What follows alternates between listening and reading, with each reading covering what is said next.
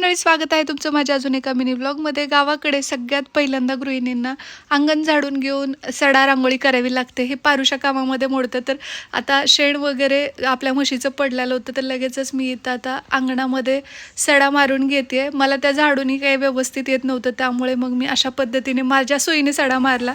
त्यानंतर आईंनी घातलं होतं पुरण, कारण की आज आहे सण. तर सणा दिवशी तर माहोलच काही और असतो गावाकडे.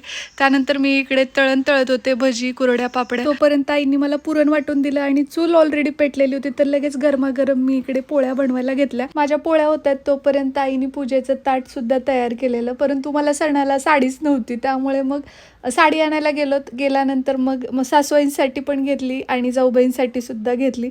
आणि मग त्यांना दाखवत होते कुठली आवडते बघा म्हणून. त्यातल्या त्या दोघींनी वेगवेगळ्या चूज केल्या, राहिलेली मी ठेवली. झटपट तयार होऊन आम्ही पूजा करायला गेलो. पूजा करून आल्याबरोबर आम्ही पुरणपोळीवर मस्त असा ताव मारला. चला